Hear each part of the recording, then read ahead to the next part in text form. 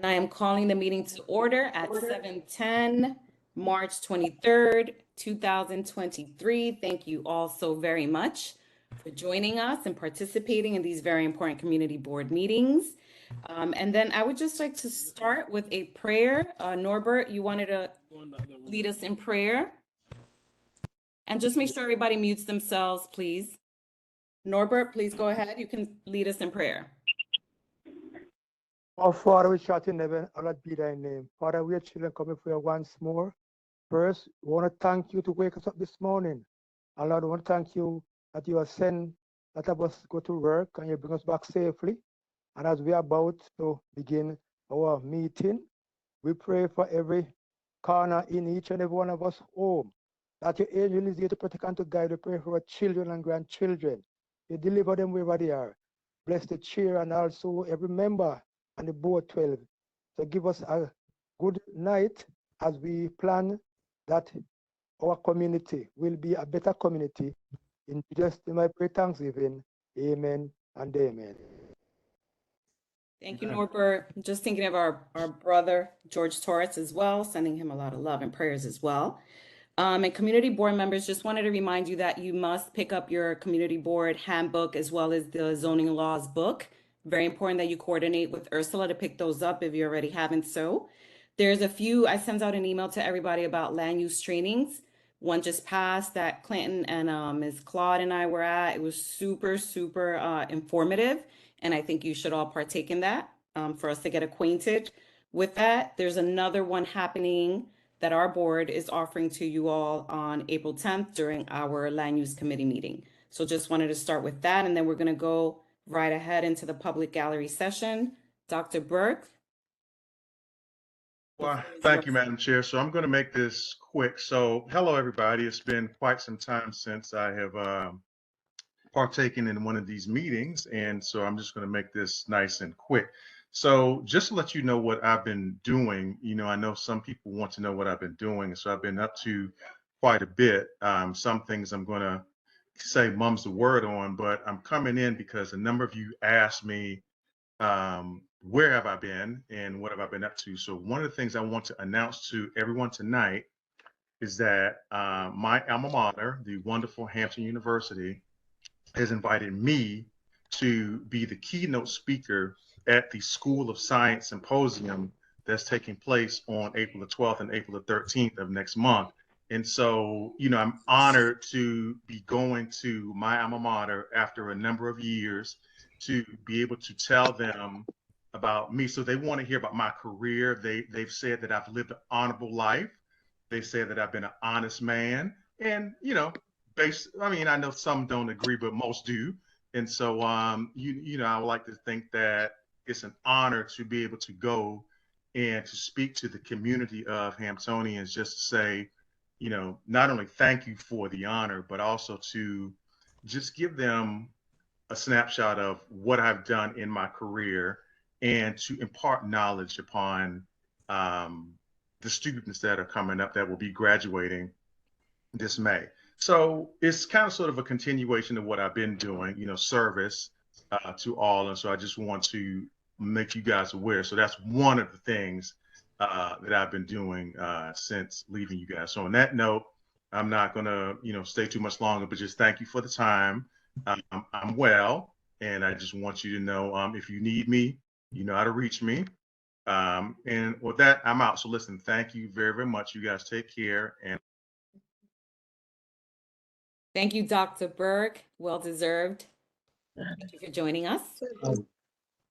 Okay, I see some hands raised. Just to remind everybody, during the public gallery sessions, you're allowed 3 minutes, no more than that. Iris Granby. Good evening, everyone. Thank you, Madam Chair, for giving me the opportunity to speak. I wanted to ask the question, but I then also want to put it out in regards to the White Plains Road tragedy that we have with the traffic, that I would like to invite all the public officials, board members to come and walk White Plains Road on a Wednesday, Thursday, and a Friday just to experience the traffic between the hours of 10 and 1 p.m. so that you can see that this project is not in our best interest. And as the weather is getting warmer, it's getting worse. So that is my pedestal that I'm going to stand on, that I would like to invite everybody to come and to walk White Plains Road so they can see it for themselves, so that we can get a reversal of this project. Thank you. Okay, Ms. Granby, next is Effie. Good evening. Thank you so much for having me. Let me just lower my hand. Oh, good. I'm Effie Artizzoni from New York City DEP, Department of Environmental Protection. You might know us as the ones that send water bills to property owners. So tonight I just wanted to do a quick rundown of a new initiative that we have since January 30th, but it's until April 30th. So we hope you take advantage of it. It's called DEP's Amnesty Program. And we know that many New Yorkers suffered during the pandemic, and many have fallen behind on their water bills. So DEP is offering customers in all tax classes. So that means whether you own a building or a 1, 2, 3 family home, and you have any amount of water bill debt, you are eligible for this program. Okay, this is DEP's Amnesty Program. It offers customers up to 100% forgiveness on accrued interest, late payment fees on your outstanding water bill debt. So that's very important, whether you own a commercial property, like I mentioned, a building, a 1, 2, 3 family home, you have an outstanding water bill, please reach out to the agency. I'm also going to enter the information in the chat. And the reason that it's important is because the program is only being offered until April 30th. In addition to DEP's Amnesty Program, the state is offering their low-income water assistance program, which has been going on for a while now, and they provide up to $5,000 to assist a property owner with their delinquent water bill account. If anybody needs any additional information, they can contact Ursula, who reaches out to me, and Thank you, Effie. Question, what are the requirements? You have to have an outstanding water bill debt that you have not paid in a while. So there's 2 programs that I mentioned tonight. The DEP Amnesty Program is time sensitive. It's till April 30th. Please reach out to the agency directly for that. We understood that, but what are the requirements for that? Is there like income level? Are there any? You income have levels? to, right, you have to enter into a payment agreement. And when you enter into the payment agreement, depending on what your debt is and what your financial situation is, it's taken into account. And that's how they make your payment agreement. Yeah, so Thank for you. everybody, it's different. Yeah. Okay. Thank you for sharing. Yeah, so if you have any further information, then everyone can reach out to Ursula, and maybe you can put some information in the chat. I think you actually did. I did, yeah. They can contact the agency directly at 595-7000, 718. We have representatives that can speak to you directly about your accounts. Okay, Thank you so much. Thank you. thank you. Anyone else that would like time for the public gallery session? I don't see any other hands raised. Madam Chair, Yeah, can I just say that email was sent out by Ursula early about the DEP thing? great. Thank you. Anyone wants to check? Thank you so much. Anyone else? I want I to talk see Dave. about the guy across the street. I'm sorry, everybody has to mute themselves. We have Mr. Dave Ramsey next. Hello, Madam Chair. Thank you for allowing me a minute. I'm one of the individuals. Hello? Mr. Dave, we can't hear you.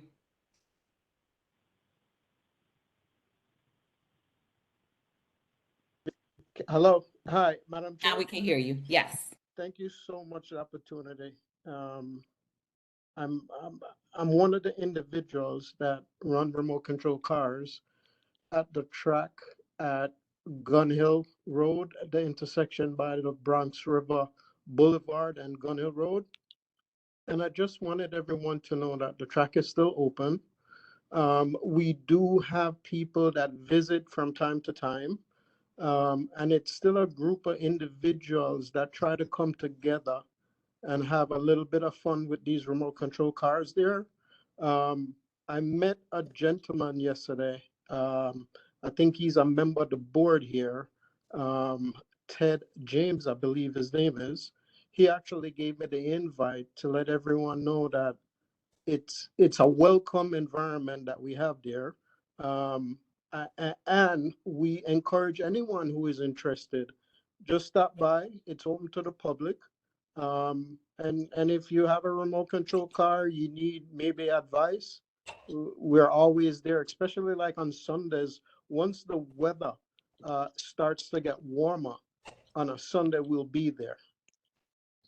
So I just want everyone to know that we're not planning on leaving the track. We would like the track to remain open. And we encourage anyone to stop by and see, you know, the type of activity that we have going on there. Thank you so much. Thank you, Mr. Juria Bennett. Hi, Beatrice, can I just add something to that really quick? Sure, Ted, go ahead. Yes, I met with the gentleman yesterday and I invited him to this meeting. I also spoke with Ms. Denise Bond earlier today.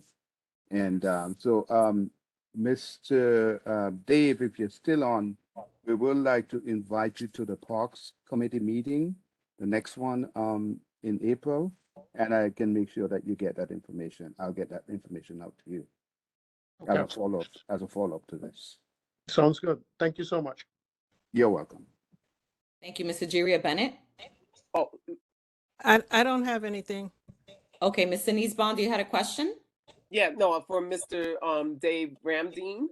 Mr. Ramdeen, I'm sorry, I'm not on camera. I'm not feeling 100%, as you can hear in my voice, but I'm the Parks Chair for Community Board 12. And like Mr. James said, I would like you to come out to our meeting in April. It's a virtual meeting, but I will definitely send you the invite. In the chat, I'm putting my email address. So please please email me so that this way I can be in touch with you, okay? Sounds good. Thank you. All right, thank you so much. Thank you, Denise. Thank you, Dave. Next up, we have Kara Skinner. Hello, good evening.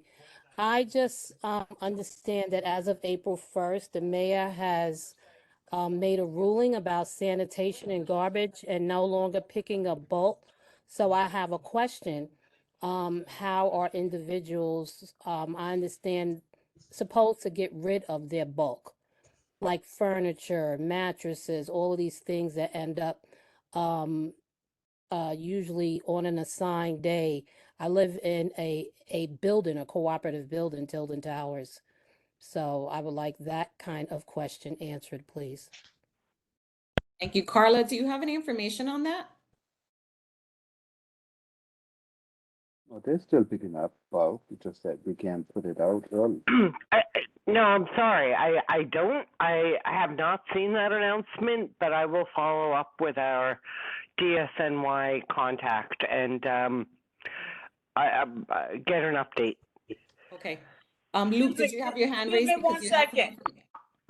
Hey, I'm sorry. This is Ursula. I don't have anything. Ursula, you went mute. Sorry, I don't have anything about sanitation not picking up bulk. So can you call the office tomorrow? Yes, ma'am. It was mentioned somewhat on the news this evening and during our board meetings that was mentioned. So that's why I'm bringing it up. Thank you, Kara. Luke, did you have information on that? Your hand is raised. Yeah, thanks. I just wanted to echo Ursula's statement. I haven't heard anything about that. I've been kind of following this. My understanding is, I guess, as well as Cynthia in the chat, they're changing the setup times, but I believe that the bulk is still going to be, it's not going to be effective. But we really don't, we're going to get that information. But as Luke was saying, all that was presented to our board was that the times were changing. So instead of putting it out anytime before 8. Now that's changing and it's from 8 on that we can put it on, but we can get you the information. I see Assembly Member Dinowitz here. Do you have any information on that by any chance? You want any of that? Hold on one second, Ms. Claude. The only thing I had heard was what you just said, that from now on you have to put your garbage out later. So we can check into that, but I hadn't heard that. Right. Ms. Kara, we're gonna get back to you on that, but from you can see what we've heard is just a change in time of when you can put out garbage, not that they're no longer collecting bulk. Thank you. Thank you, Ms. Kara. Okay, any other hands up? If not, I will be concluding the public gallery sessions. Okay, Assemblymember Dinowitz, did you want to share? Sure, and as usual, I will be brief because I know you have a long agenda. I just wanted to report on a few of the things going on in Albany relating to the state budget, which is due by the end of next week. So we, as Democrats in the Assembly Democratic Conference, which is led by your own Assemblyman, if you're east of Barnes Avenue, Speaker Carl Hastie, among the issues we're focusing on include health care funding. In fact, I attended a rally yesterday in Albany with 17,000 members of 1199. It was really amazing. They filled up the entire hockey arena in Albany to try to press for more funding for healthcare for everybody, whether it relates to nursing homes, hospitals, people who have home care, and so on. But it's really a very big issue that we're focusing on this year. The governor has put in her proposed budget a significant increase in funding for the schools, so I'm very pleased about that. We're also working to try to expand funding for the MTA. We need to address the issues the MTA is having. We want 6-minute service, meaning you don't have to wait forever for a bus or a train. We want to make sure that the fares don't go up. So there's a number of things we're working on with respect to that. And also we're looking at taxes. Many of us are supporting a small increase in taxes on the super wealthy, people who make over $5 million. We believe that'll generate a lot of revenue to pay for some of the things that we're working. Give us 1 second, Assemblymember Dinowitz. Mr. Javid Bunchan, can you please stop sharing? And can everybody please mute themselves? Apologies. No Dinowitz. That's the wrong. Go ahead. Apologies. Okay. I'm going to mention one piece of legislation. I'm working on a lot of legislation. I'm going to mention one in particular because we had a big rally about that the other day also. One of the biggest problems and complaints that I've been getting are from stores, whether it's a bodega, a grocery store, a supermarket, a CVS. There's been an incredible increase in shoplifting. Sometimes it's like major shoplifting. And so I'm sponsoring a bill which will, if you're caught a second time, you will face a stiffer penalty should you be convicted. And the reason why that's important is because a significant percentage of the people engaging in this are people who were doing it not for the first time, repeat offenders basically. So it's become a really big issue, and it's really hurting the bottom line of a lot of our stores. And when we say stores, it's also the people who work in the stores, the people who shop in the stores. Sometimes there's violence. I think we all saw in the news a few days ago about a violent incident which took place in the Allerton area, not far from Board 12. So we're trying to address that issue. And a couple of my colleagues have other pieces of legislation, relating to this subject, but we really want to make sure that it's safe for people to shop. We want to make sure that the stores can stay in business and are not victimized. And even though the crime rate, at least for the most serious crimes, are thankfully starting to go down now, the fact is these type of crimes are still, there's still way too much of it. The last thing I'm going to say is that I guess particularly for people who live in Woodlawn, the city is going to be installing a new traffic light at 240th, East 240th and Vireo Avenue. It's sort of on the border of Yonkers with McLean and First Street. So hopefully it'll make that intersection a little safer. And that concludes everything I'd like to say. I could talk about a lot of stuff with the budget, but you don't want me to, so I won't. Thank you so much for joining us. We appreciate your time and the information. Thank you, Assemblymember. Okay. Mr. Robert Hall, you had something to share? Yeah, I just wanted to say to um, Councilman Denowitz that I'm not making the trip up to Albany with regards to the ERAP program as it lends itself to NYCHA residents. All right, but they are coming up there to formally protest what has happened as far as ERAP is concerned. But one of the things that really I'm very much concerned about is the fact that the trust that NYCHA now has been given the opportunity to present, this particular trust, NYCHA has up until $10 billion that they can get loans for. And I'm hoping that you substantially decrease that amount because of NYCHA's past history. So please take that into account. I rest. Thank you. Thank you. Thank you, Mr. Hall. All right, now we're on the elected official reports. Do we have any elected officials here or representatives that would like to share? Hi, I'm Sydney. I'm here on behalf of Councilmember Denowitz's office. So we are still having mobile office hours. This is about our 4th or 5th week into it. I will paste the schedule in the chat so you guys have it. Also, we recently, as you may or may not know, co-hosted an info session with Satish Nori from Just Fix, which is a great organization that basically aims to educate, empower tenants on their rights and obligations under the law. This usually can be a really complex thing, but he did a great job of simplifying the most important information and relaying it in bite-sized pieces. If you want to watch the session, I will also link a recording of that below. And some news from City Hall. I believe Assemblymember Dinowitz actually just covered most of it. But one thing I will note is that Council passed legislation addressing education, which Councilmember Dinowitz was proud to vote in favor of. Among other things, the legislation requires the Department of Education to distribute ID NYC application forms and information to all students at the beginning of the school year, which is a big change. And then I believe Assemblymember Dinowitz also addressed budget feedback form. Thanks, everyone. Thank you, Sydney. Luke, you have your hands up? Yes, I just wanted to note if the assembly member was still on that evictions are on the rise, especially since 2021. And I know that Assemblymember Dinowitz is supporting good cause evictions to create protections for renters.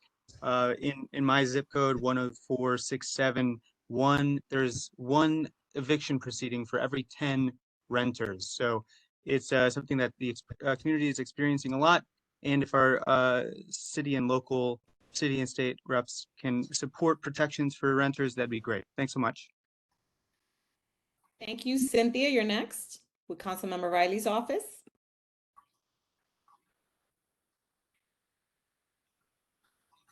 Cynthia, are you with us? Can you hear me? Yes, now we can. All right, there we go. Sorry, I don't know what just happened there. So, hey everyone, this is Cynthia from Councilmember Riley's office. Just going over the basics. Our office is located at 940 East Gun Hill Road. Our phone number is 718-684-5509. Our email is district12@council.nyc.gov. And I just wanted to note some community events that we have coming up in the coming weeks. So we have our Ramadan food distribution at Crawford United Methodist Church over on White Plains Road. That'll be Tuesday, March 28th at 10 a.m. We're also going to be having our Women's History event at the Northeast Bronx YMCA, April 1st at 12 p.m. and our Easter celebration on Saturday, April 8th at 11 a.m. Going too fast? I'm sorry. If you have a comment, though, can you please put it in the chat? We appreciate that. Go ahead, Cynthia. Sorry about that. My mind goes a mile a minute. But the best way to stay connected with us is via social media at www.linktr.ee/CM Kevin C. Riley, just to be able to get some rapid updates. We do our best to make sure that we distribute information. We'll post it on the wall of both of our offices and through newsletters, through community outreach, basically every way that we can. Thank you, Cynthia. Patrika Patterson with Speaker Hasty's office. Hi, good night, everyone. Are you guys seeing me? No, we can't see you. What's happening here?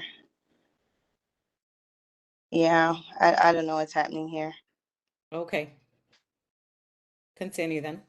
All right, so good night, everyone. Again, my name is Patrika Patterson Salmon. I am with Assemblyman Carlier's office, and I just wanted to give some updates as to events that we are hosting. April 8th to April 8th, 5 p.m. to 8 p.m. We're hosting our game night, and that will be held at the Northeast Bronx YMCA. And then also we have on March 28th, 10 a.m. to 12 p.m. a food distribution at the Crawford Church. So that's all we have going on for this month and in April. That is solidified. I also put it in the chat, and again, we are located at 1446 Gun Hill Road. Everything else is listed in the chat. So I just wanted to leave that information with you guys tonight. Thank you, Patrika. And we were able to see you. Oh, thank you for joining. Ronell with Senator Bailey's office. Hi, this is Ronell from State Senator Jamal T. Bailey's office. Can you hear me? Yes, we can hear you, but we can't see you.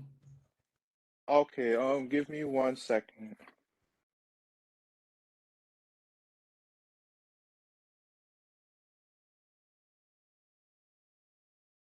Can you see me?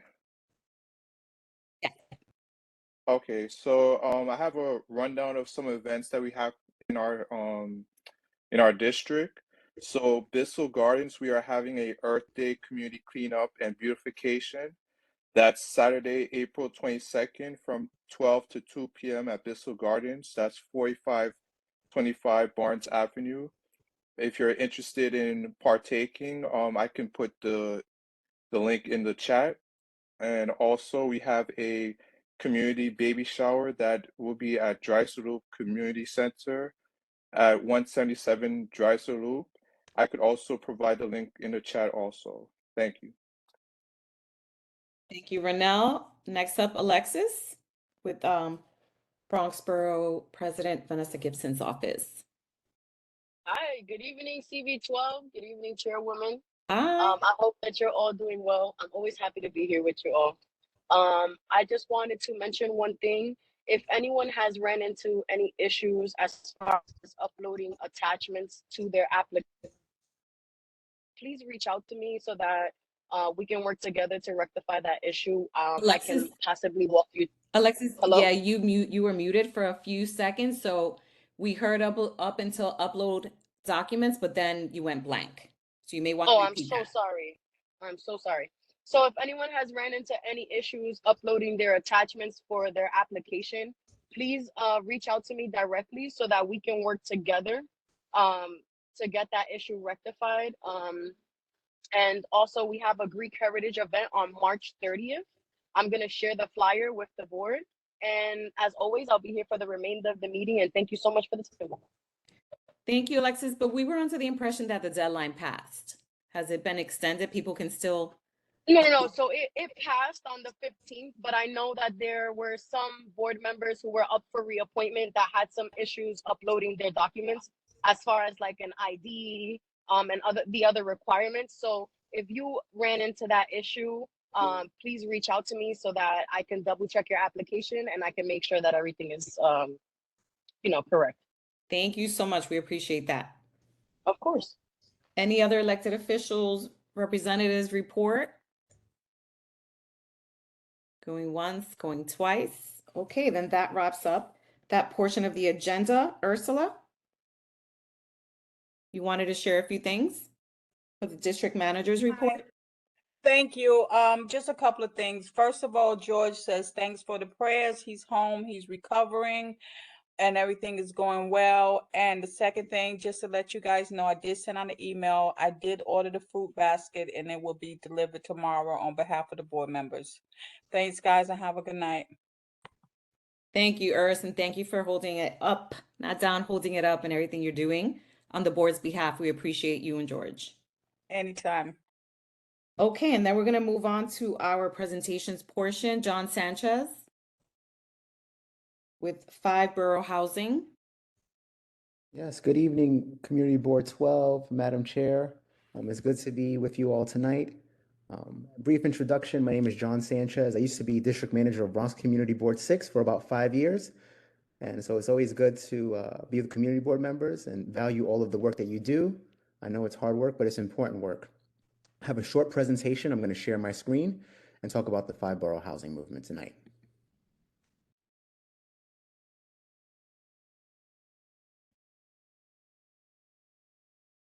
Can you all see the screen? Great. So as I mentioned, I'm John Sanchez. I'm Executive Director of the 5 Borough Housing Movement. And tonight I'm going to discuss our advocacy around office to residential conversions and changing some state laws that prevent affordable housing from being built. To give background, the 5 Borough Housing Movement has nonprofits such as the NAACP, business improvement districts, and partners from across the city that want to see more housing being built. And this effort spurred from the mayor and the governor convening the new New York panel, realizing that people aren't going into the office 5 days a week anymore. How can we make neighborhoods where people work, live, and play? The city of New York issued its own study in January, determining how feasible is it for offices to convert to housing, what's needed on the state level and what's needed on the city level to make it work. And to give some brief background, the Manhattan office market still hasn't recovered post-pandemic. Vacancies are at an all-time high. There are several empty spaces in Manhattan. And this is where we think this can help address the housing crisis. We understand there's a housing crisis. Cities across the country are building much more housing than New York. 200,000 Black New Yorkers left the city in the past 2 decades. And they've gone to cities like Houston, Dallas, and Atlanta, where there's a lower cost of living and more housing being built. And also, where housing is produced in New York is unequal. This chart shows that 10 community boards account for nearly half of the new housing that's been produced in the city. Ideally, we'd have a pie chart where every community board had a sliver of the pie instead of relying on just 10 community boards. This is even more pronounced when it comes to affordable housing. You'll see thousands of affordable units are being built in the Bronx, but in neighborhoods south of 96th Street in Manhattan, they haven't kept up at the same pace. A little known fact is that the North Shore of Staten Island has actually built more affordable housing than Midtown East. We don't think that's a sustainable way to address the affordable housing crisis. So here's what we're advocating for. We want to change state law to allow more offices to be able to convert to housing if they so choose. We want to change the 1961 law that prevents New York City from building more affordable housing. And we want to make sure that if there are office conversions, that there's a tax incentive for permanently affordable units. Right now, the state law is very confusing. Buildings built before 1961, they can convert to residential. Buildings built between 1961 and 1977 can only convert if they're in Lower Manhattan, south of Murray Street. And buildings built after 1977 can't convert to residential even if they're completely empty. What we're supportive of and what the city's recommending is that there be a standard threshold. If a building's built before 1990, it has the option to convert. Not a mandate, just the option. In terms of the type of offices that will convert, it really depends on the size and how the windows are. Type 1 buildings, these are more likely to be seen in Soho, Tribeca. Type 2 and Type 3, these are the type of buildings you're likely to see in Grand Central or Times Square. In terms of the Bronx, the area that's most likely to seize the opportunity to convert is the South Bronx hub area near 3rd Avenue, 149th Street. These are 2 examples of conversions that have already happened. This first building's on 25th and 5th Avenue. The second one is in Water Street near the financial district. We think both type of offices would convert if they're given the option. And the good thing is that the state has done a similar program like this. Around 1995 to 2006, the city had the 421G program to revitalize Lower Manhattan. And it was successful. It produced around 13,000 apartments, 9,600 were rentals, 3,200 were condos. The big difference is that this program had no affordability.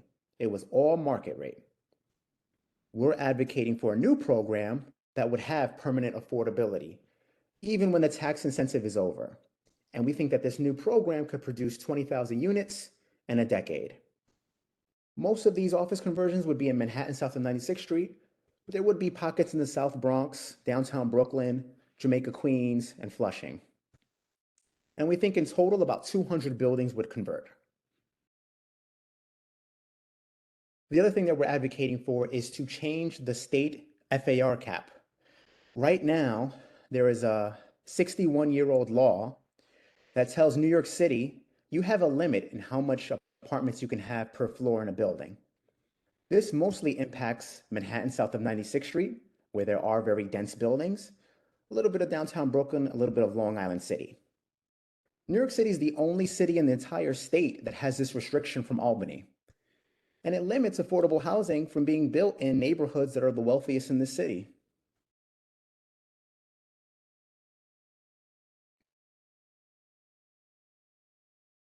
This is just a visual showing that buildings can have differing heights and have the same FAR. The FAR cap isn't a height cap. It's really a cap on how many apartments can be on each floor. And I'll show you some examples of buildings right now that exceed the cap. There's about 800 buildings in the entire city that exceed the cap. Half were grandfathered in before 1961. The others were able to do air rights transfers, things of that nature. But if you see the first example, this building's in the Grand Concourse. These other two buildings on the Upper West Side.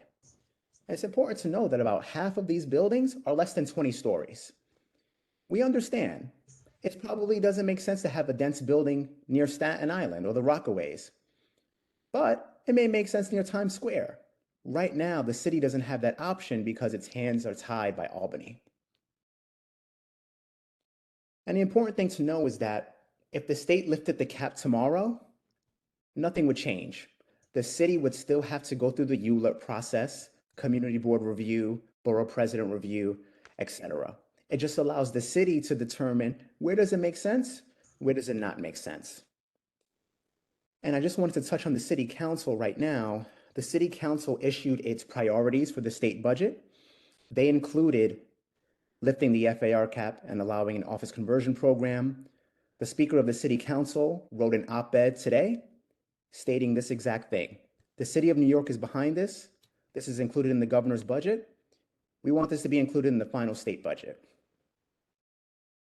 Other benefits of this program, we understand the MCA hasn't recovered from ridership from the pandemic. If more people are living in these commercial areas, they're more likely to take the train. It'll help boost local businesses and restaurants because people are living in these neighborhoods, not just leaving after 5 p.m.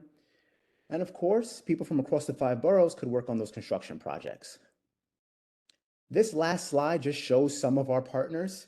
We've received letters of support from Bronx Community Board 2, 4, 5, 6, and 9. We would welcome a letter of support from Community Board 12 to join the coalition. We have about 8 days until the state budget is passed. We have 8 days where we can potentially change 60-year-old laws that prevent housing from being built.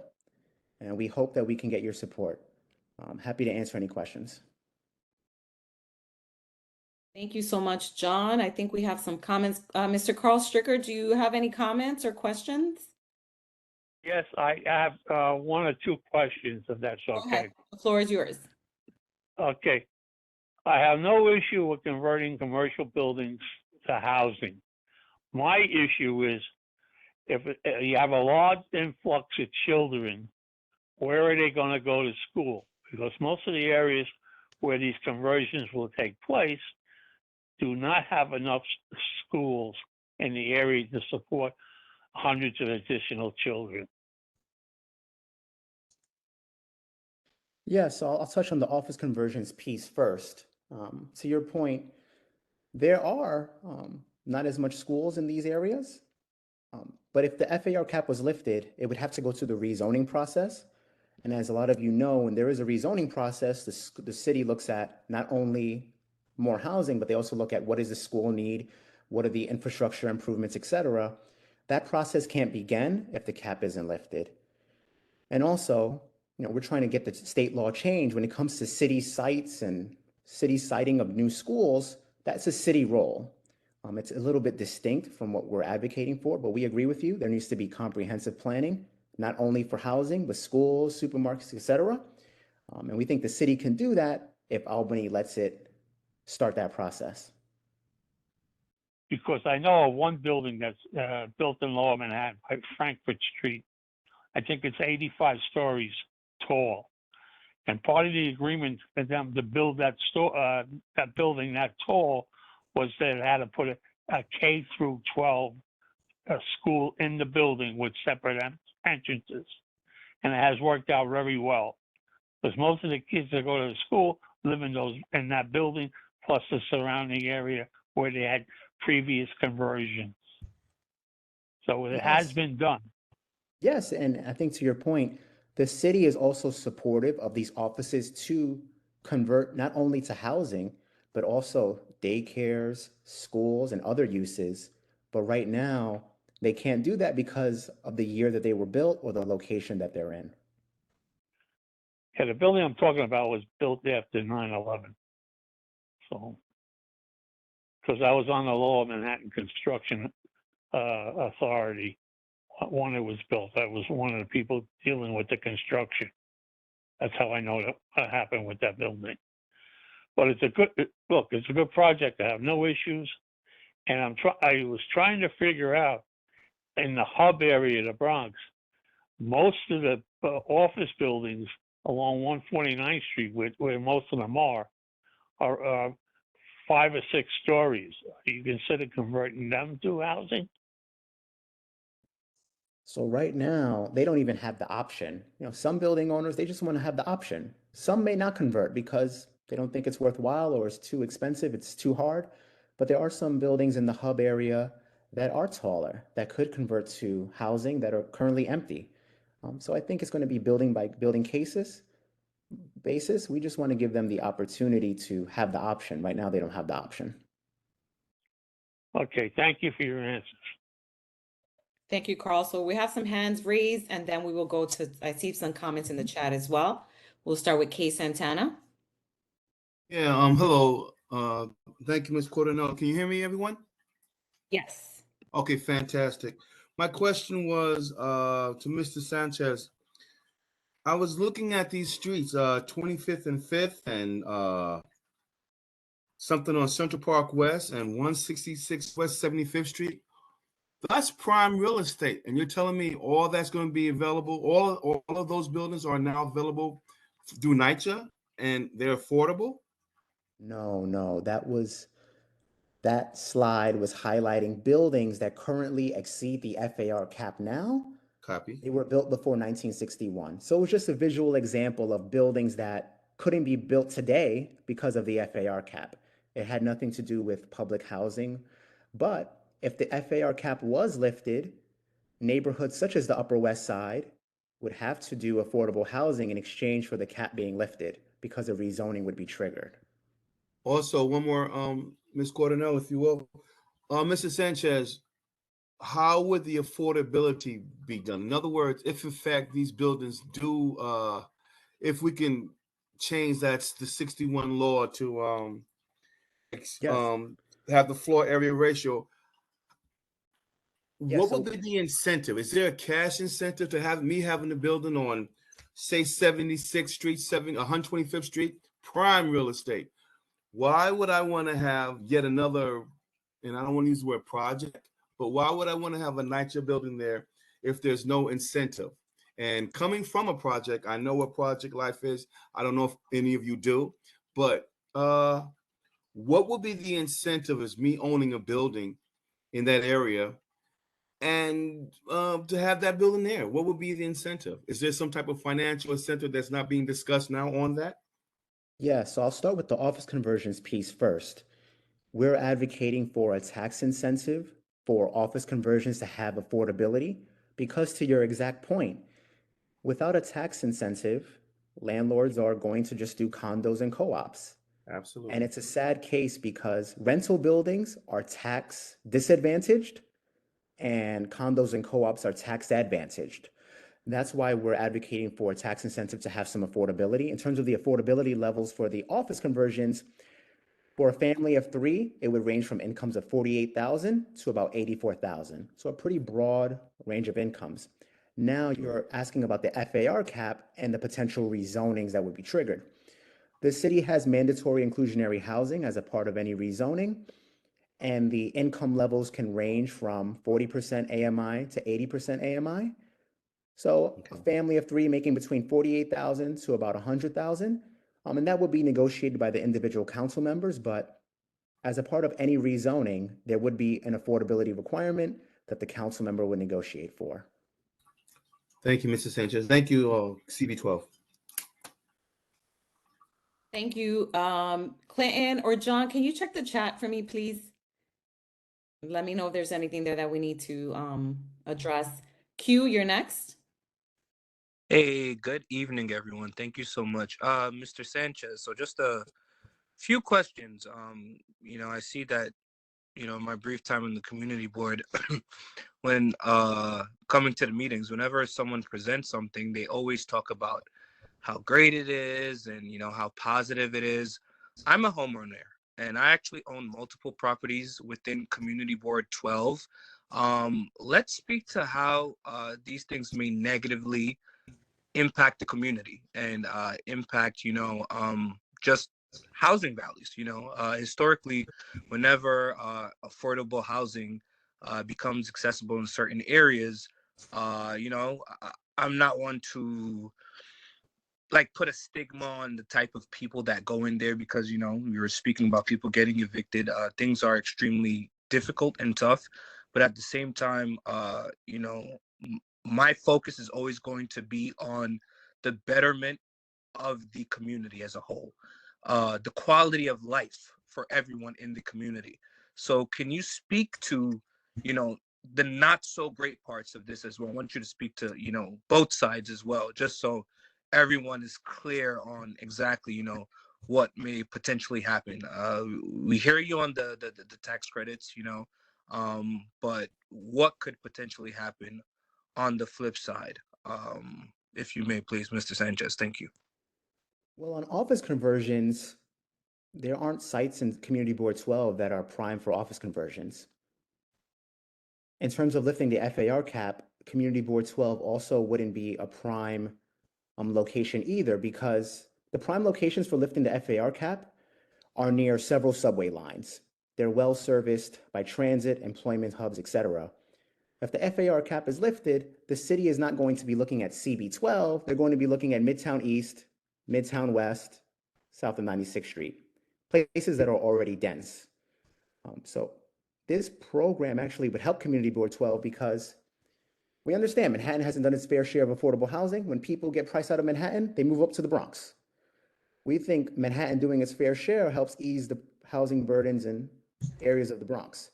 So office conversions, the offices that are empty and vacant, it's not in this area of the Bronx. It's really in Midtown East and Midtown West. Business districts in the Bronx have actually improved post-pandemic, whether it be Fordham Road or East Tremont, etc. So both office conversions and lifting the FAR cap wouldn't result in more housing in the Community Board 12 area. This really is going to impact Manhattan south of 96th Street. Understood.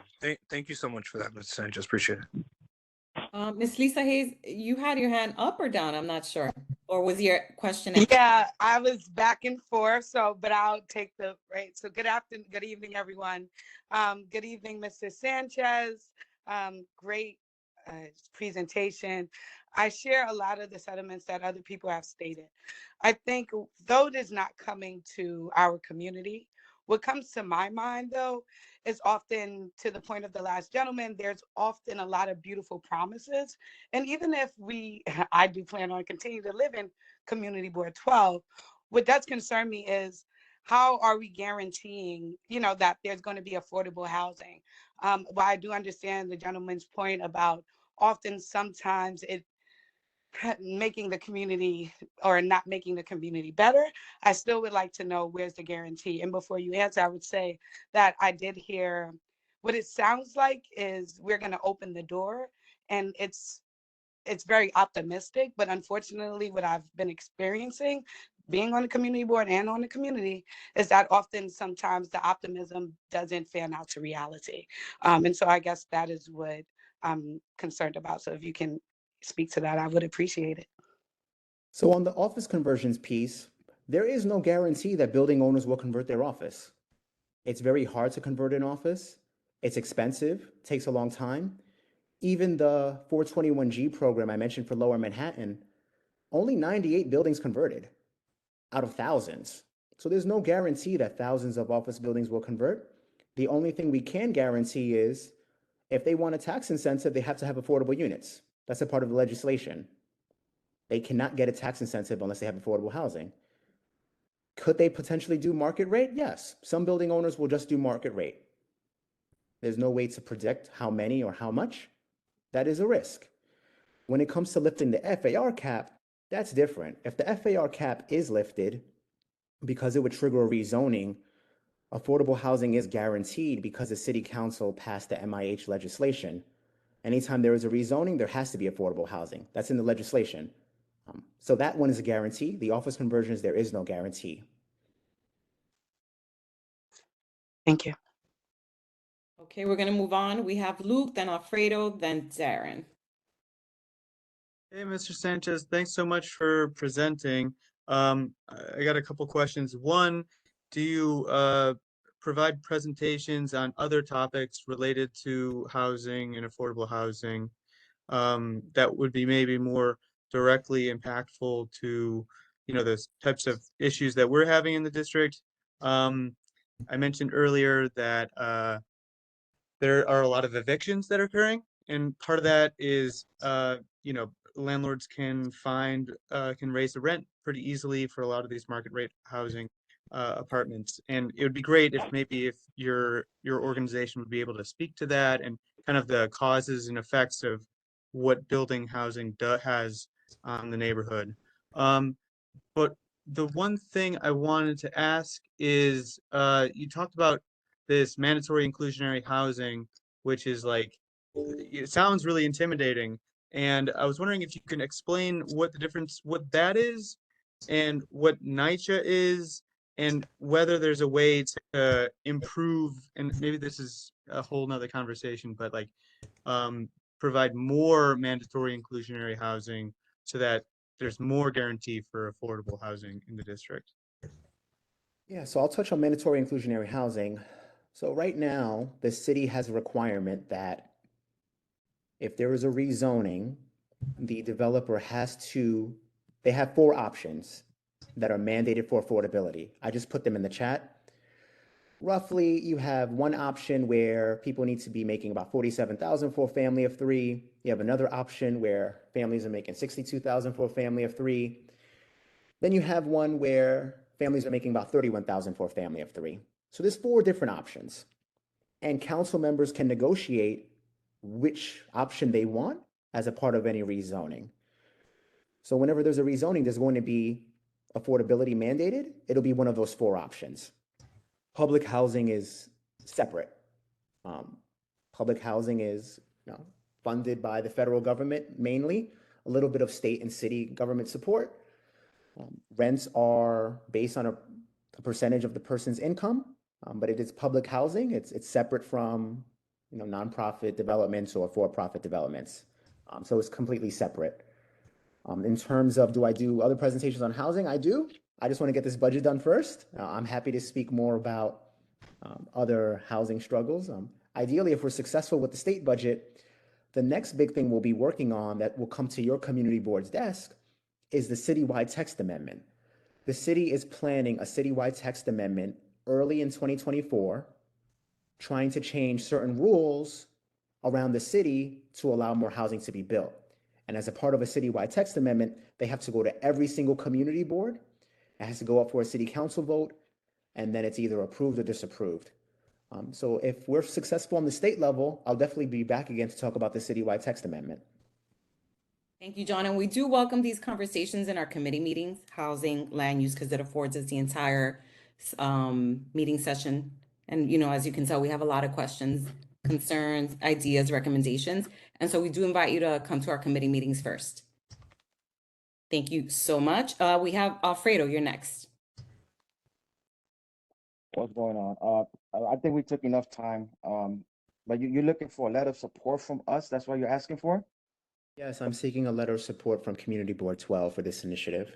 You said you got letter of support from what, from which ones already? Bronx Community Board 2, 4, 5, 6, 9, and Queens Community Board 2. You're muted, Alfredo. Can you hear me? Yes. Hello, can you hear me? Yes, I can you're hear you back now. on. We hear you. We hear you. We hear you.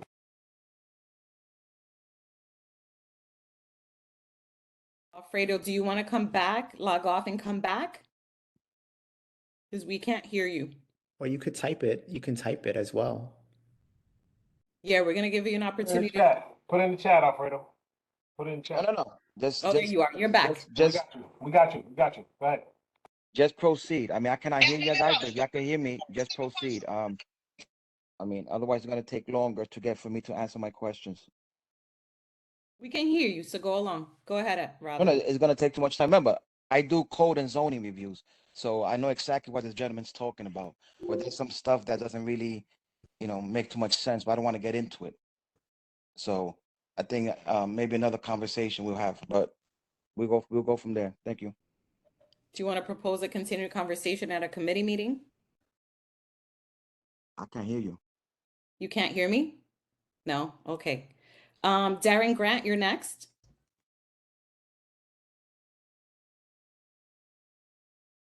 Darren Grant? Hi, can you hear me? Yes.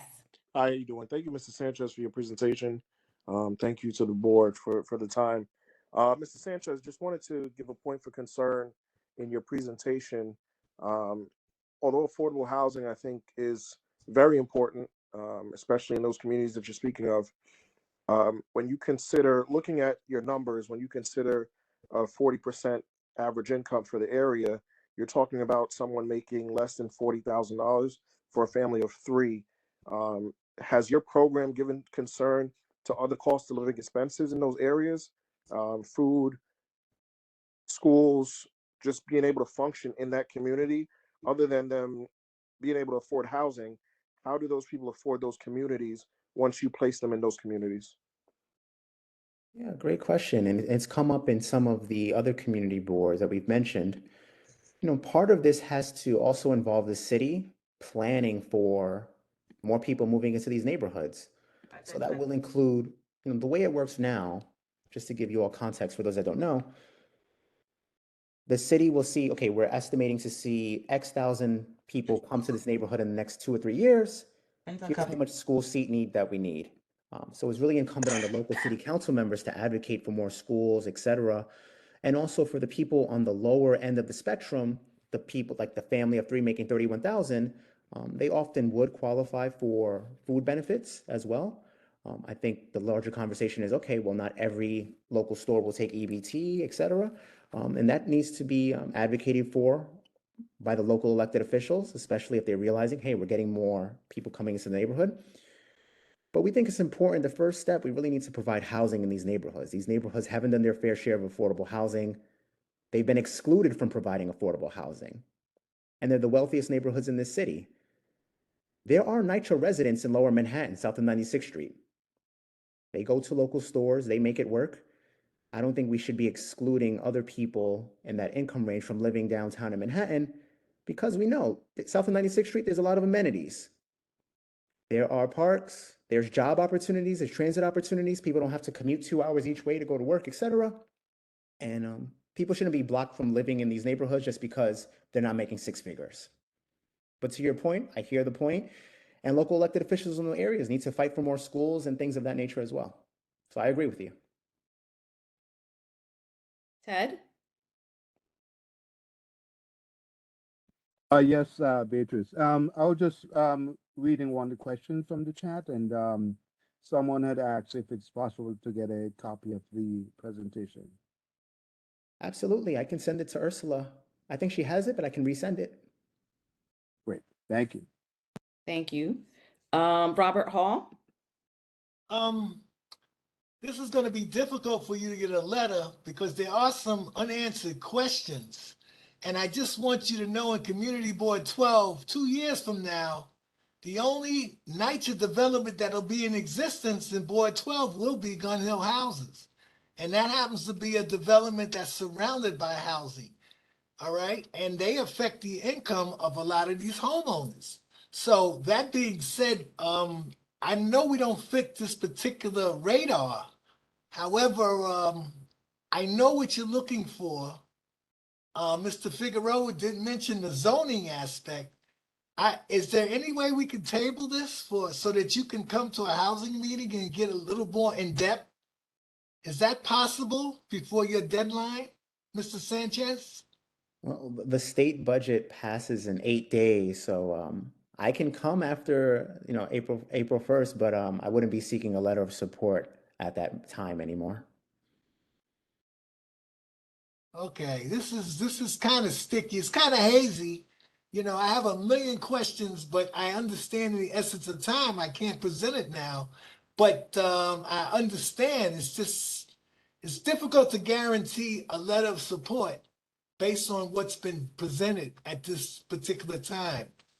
I mean that's my opinion. I'm a housing chair. However, this is kind of hazy. It's hazy. All right. I rest. Thank you, Mr. Hall. Mr. Sanchez, just so you know, we were expecting you to participate in our committee meetings last month just to avoid this because there is a lot of information to process and absorb. So it does make it difficult for us. That was our fault. That was a miscommunication between me, George, and Mr. Sanchez. So that was the officer's fault. But Mr. Sanchez, correct me if I'm wrong, we had communicated as well, too. Yes, and we were trying to have me go to the committee meeting, but the Yeah. committee meeting didn't happen, so I It was would. recommended to come to the full board meeting. Okay. All right. Anthony Reed, you're next. Yes, I just want to touch base on just this last minute stuff. I'm really not comfortable with that. The housing chair has a lot of questions. So, Mr. Sanchez, if there's any way you can accommodate him by answering those questions, I think that would be sufficient for us because his questions is probably very valid because he deals with it more than anybody else. So I think that some kind of way, I think that you should accommodate the housing chair with his questions. I don't know how it can go, but I know you're talking about April 8th and all that, but I think that it got to be some type of accommodation for him, I believe, please. I'm happy to answer all the questions of the board. I'm here. Madam Chair, is it possible that we could set something up, I guess next week to satisfy this? Could that be done? Ursula, that would be great if we could. Can you walk us through how we would do that? We'd have to get the word out that there'd be a housing committee meeting. Right. Ursula? But doesn't he need to have a response before? All right. So we can set up a housing committee meeting and he can come, but he couldn't get a letter of support from the board. If the housing committee voted on it, maybe he can just get something from the housing committee, but he couldn't get a letter of support from the full board. Would that suffice, Mr. Sanchez, at least temporarily, for you to go to the state? It would suffice temporarily.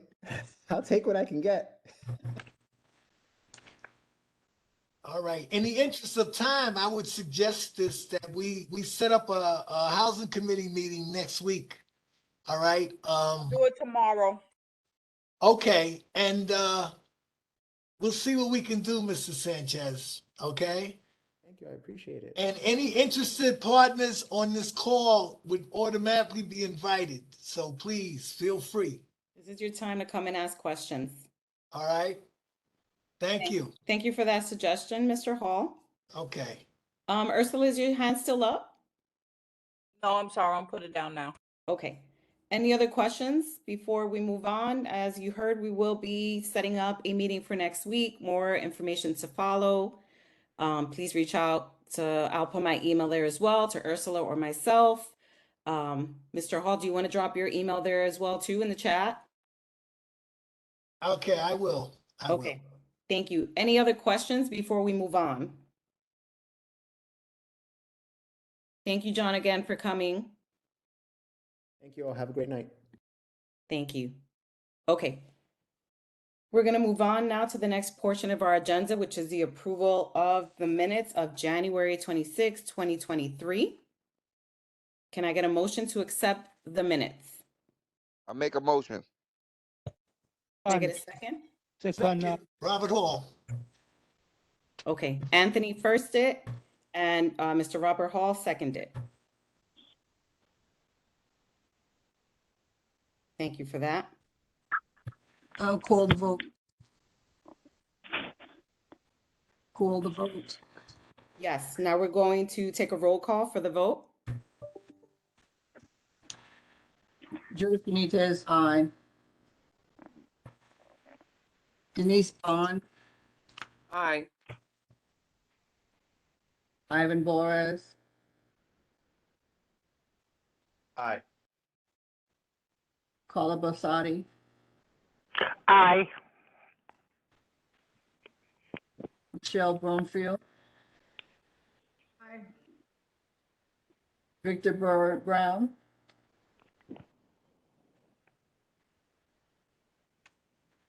Victor Brown, Aye. Deacon Brown, Aye. Norbert Bryan, Aye. Desiree Campbell, not present. Sadie Campbell, not present. Joan Clark, Aye. Chris Devone, not present. Tolene Dickinson, Aye. Kevin Eichelberger, not present. Alfredo Figueroa, Can you hear me now? Aye.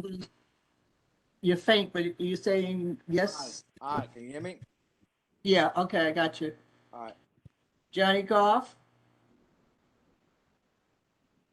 not present. Robert Hall, Aye. Lisa Hayes, Abstain. John Isaac, Aye. James Theodore James, Aye. Keisha Martin, Aye. Lucia Martin excused, Shanika Moore, not present. Clinton Mike, Aye. Carmen Ortiz, Aye. Queenie Hear me? Pen- I heard you. Thank you. Queenie Paniagua,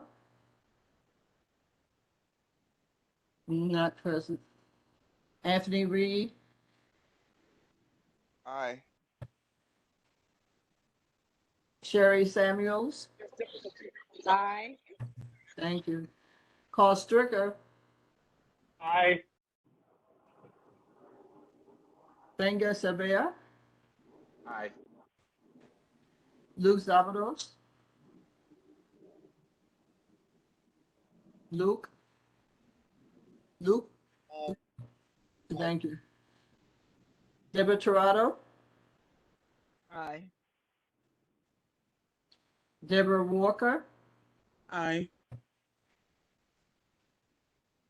Ryan Walters,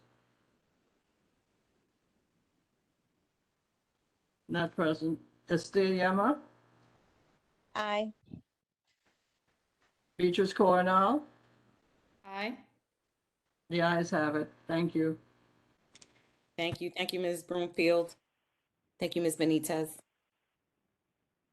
Okay, that closes that portion. And now we are going to the financial report. Ms. Dickerson? Yes, good evening, family. Everything is exactly the same at $2,625. I have not taken out the money for George's basket yet, so that is the only difference. The letter will be going out to all of you. We needed to include some of the new people that will be coming on. Love you madly. Stay safe. Thank you, Ms. Dickerson. Okay, so that wraps up our board meeting for today. I just want to remind everybody that's here that it is important that you join not just a full board meeting, but the committee meetings. That is where a lot of these matters come to play, and on our board to our for us to be aware of all the things that are happening and passing through this board. So the committees are super important for you to participate, have your questions. And so we have a lot coming up next month. Please be aware, we have our calendar posted on our website so that you know when it takes place. If you have any questions, just please feel free to reach out to Ursula or myself. Mr. Norbert Bryan, you want to wrap up with a prayer? Okay, thanks. Let's pray. Those who can kneel. Almighty, compassionate Father, as we come before you once more, I want to thank you for being so kind to us so we can talk about what's going on in our community. We put before you our district manager, Josh Torres. We pray that wherever he is, that you will send an angel to protect and to guide his family. We pray also for Ms. Ursula as she continue to take the responsibility. We pray for every corner in that building at 229th Street, 4101 Laconia. And we pray at this time that you will send in to protect us, give us a good night's sleep. In Jesus' wonderful name, we pray thanksgiving. Amen and amen. Thank you, Norbert. That wraps up our meeting at 8:22. We close our meeting out. Thank you all. Have a blessed. I'm sorry, Madam Chair, motion to adjourn. So Yes, can we get a motion to close? Second. Carl did the first. Mr. Second John by Isaac second. Second by who? John Isaac. Oh, thank you. Okay, good. Thank you. Good night, everyone. Be blessed. Hey, Good Ms. night. Dickers, can I just say Great one thing? evening. Good night. Good night. Good night. Good night. Good night. Sanchez. Good evening, everyone. Good evening. Be blessed. See you again next month. Ms. Cornell, Yes. I just want to thank you for your efficiency in handling these meetings and getting us out really early for the last two meetings. I appreciate you, Brother Ted. I appreciate you all. How you doing? We're in this together. Good night. Good night. Good night. Good night. Sorry for my tardiness, but I was listening in as I was listening to